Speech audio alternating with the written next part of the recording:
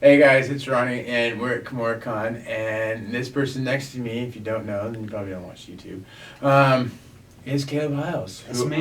We have just informed T-Mobile owns the color material. Yeah, we were having a conversation about apparently businesses can trademark colors and no one else can get it. That was news to me, and that's unfortunate because heaven forbid I want to change my look, and then I have to think about being potentially sued because I liked a color and wanted to use it. You're never gonna get to wear magenta. No, I can't use that. I can't use it. I bet AT&T has a lock on the blue, or like the gradient they use of like blue to like dark blue to light blue. I bet they got that. I bet the Dallas Cowboys own like that dark navy blue. Miami Dolphins own that crazy combination of like neon green and orange, like whatever we thought of that. That'll probably be a copyright battle there with the Seahawks. Yeah, Seattle Seahawks. They got the neon green and the dark navy blue. It looks dope, but I have my colors. My niche, just primaries. You can't get the red. Whatever the color code for just red is and blue and yellow, that's what I got. Don't take that. No one get the guts. Google, don't you dare. No one can copyright primaries. Don't you dare, Google. Right? Don't do that. Don't do that.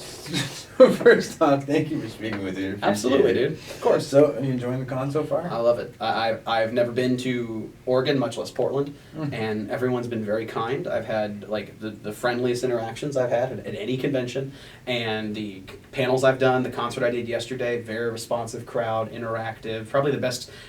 When you're performing to a crowd, you just want them to be engaged. You want them to enjoy themselves. You're trying to have a good time, and if they happen to be a super responsive crowd, that's great. And they were definitely nice. Kumoricon Portland has like shown up and made me feel really welcome. So nice. Kumoricon's been fantastic. Nice.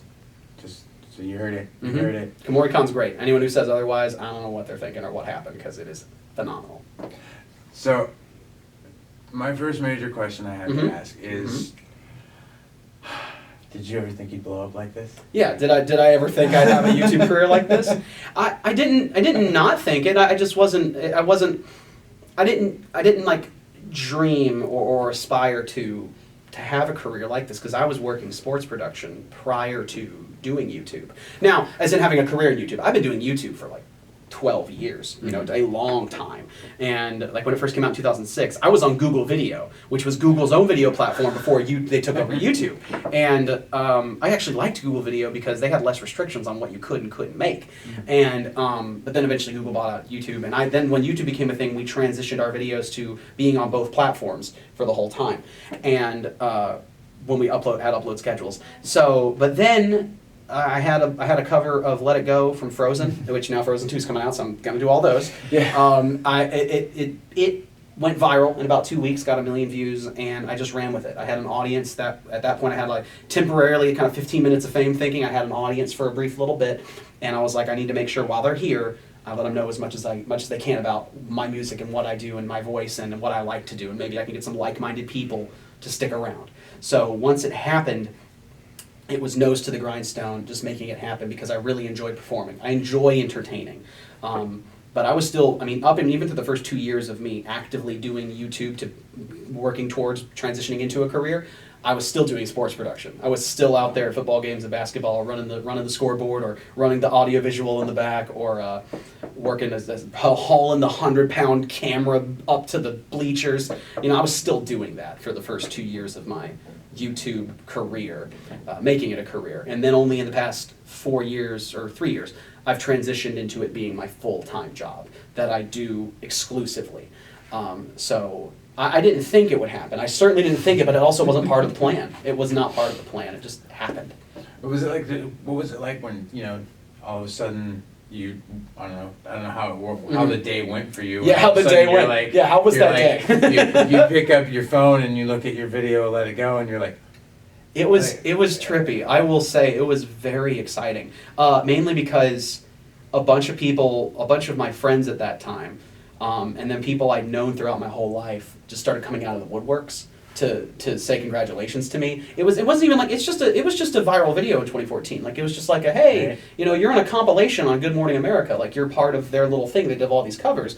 Like it was just exciting. And I lived in Alabama at the time, and I was from Montgomery, and I knew a lot of people, and a lot of people knew me. So when it was happening and it was blowing up, and everyone was messaging me and being like, hey, like I'm so happy for you. This is so cool. So the day was cool because of all these people throughout my life recognizing me. You know, I really did try to keep a low profile throughout all my schooling, all like middle school, high school, elementary. Oh, elementary, I was a bit of a troublemaker, but middle school and high school, I was very, very chill. But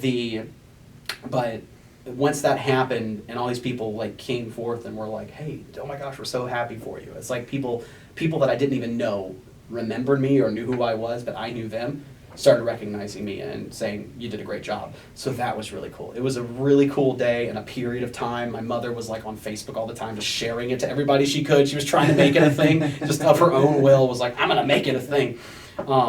And so that was really cool. And then having an audience of people watching me, because like I said, I had been doing YouTube casually for years up to that point. And I had a couple people come and go, like-minded individuals who saw my videos and were like, "That's pretty good. I like what he did. I'll subscribe and see what else he's got." But then I finally had an audience that was really large, and I just felt like I had a stage and a platform, and it was very exciting, just super exciting. And even to this day, I think if I get too caught in the job of it all, and scheduling and planning and commissioning and reading emails and working out contracts, like if I just take a step back and just look at everything that's happened, it's still very exciting to this day to have it. I wouldn't trade it. That's what I would say. I would definitely not trade it right now. Very Nice. happy. So what's the amount of work that goes into doing one of your covers? Yeah. I'm curious, do you sit down and rehearse the song 300,000 times? Oh gosh, no, I couldn't. Time doesn't permit me. You know, and I do a lot of things outside of family and friends are like hugely prioritized to me. They're so important to me. So my career in a lot of ways is somewhat stifled is the wrong word. I'm trying to find a better word that isn't negative. I purposefully divide my time and prioritize my time across a lot of different aspects of my life because I don't want to overvalue my work.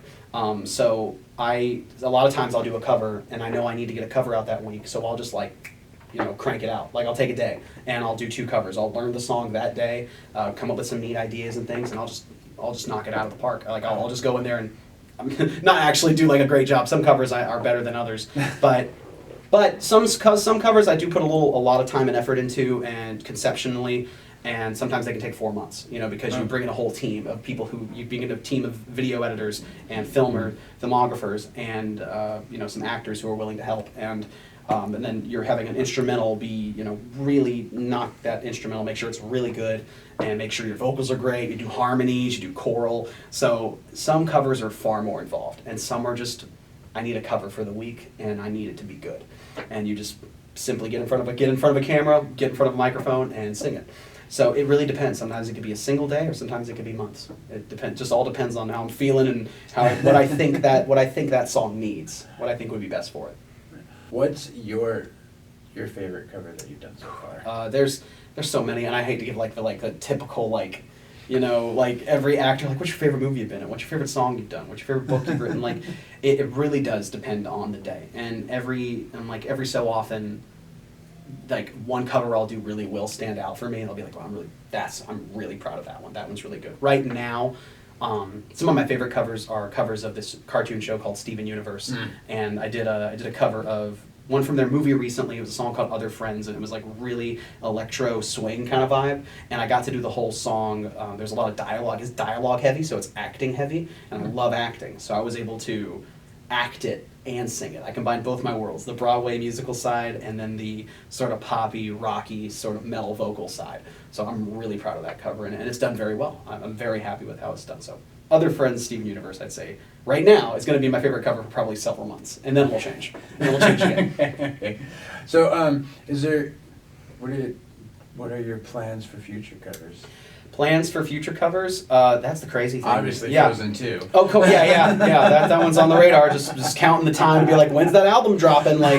Keeping an eye on Spotify and the Billboard, just see when it comes out. That's the crazy thing about YouTube in general, with YouTube creators. I think even if you do what I do, which is cover artists, or you're a completely different creator, you're always paying attention. You're never not keeping an eye out for what's coming next, because it's ever changing, especially in what I do. I've had this thought before, what's going to be the next big cover of mine? But I can't foresee it. I can't know it. I can't even like, sometimes I'll think of a cover that I hadn't thought of before of a song that came out, and like an 80s song that's really popular that I just haven't gotten around to, like a Bon Jovi song or something, and I'm like, hey, that might work for my channel. I do it and it does really well. But other times there's stuff like that Steven Universe song I just mentioned. I didn't know that wasn't a song that anyone knew back in July, back in August. People didn't know that song existed. I didn't know it. I'd never heard of it in my life. But it was the next big cover, so to speak. Okay. And so in this job, and I think most anybody who's on YouTube would attest to, you're always having to pay attention. You can predict it. You can't honestly predict what's going to be a hit. You can have educated guesses at stuff that already exists and ways you can be creative with it to maybe appeal to your audience or bring in new people. But when it comes to future stuff, that's like, you just don't know. Like I often, my fearful side of me wonders, is that next big thing ever going to come? Like, is that going to happen? And it usually does. It does happen. Usually, analytically, I've got it down to like it happens every 5 months. There's usually like a big, and that's been proven year over year. And I'm like, when's that going to stop? When's it going to be like 2 years? When's it going to not happen again? But it hasn't happened yet. So I'm just going to keep crossing my fingers and keep paying attention and just using my intuition as best as I can and what I know to make it happen. So future-wise, partially don't know, and then other covers I have a big list of things that I got coming that very well might do well. We'll see though. We'll see. Hopefully. Yeah. Well, I want to thank you so much for speaking Absolutely, with Ronnie. me. I really Absolutely, do brother. appreciate it. Thank you so much. Definitely. And make sure you guys go check him out on YouTube. There are tons of just amazing covers on his YouTube that you need to go check out. And go check out Sci-Fi Monkeys. Go check out more of their stuff. Go check it out. I love their logo. This is precious. He's got I feel like his tail might get frozen off though. Right? The monkey, this tail's this tail's gonna freeze solid, snap off. His tail in the suit. But he won't feel bad. But you got to know it's a monkey though. Like if you didn't have the tail, you got to get it across. Or maybe it's like a super monkey.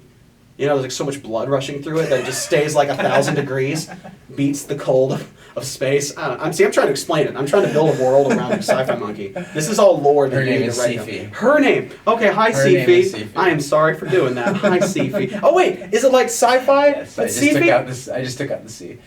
This is cute. This is cute. All the more reason you need to see it. You need to see this. Go give her some love. Go Sifi some love.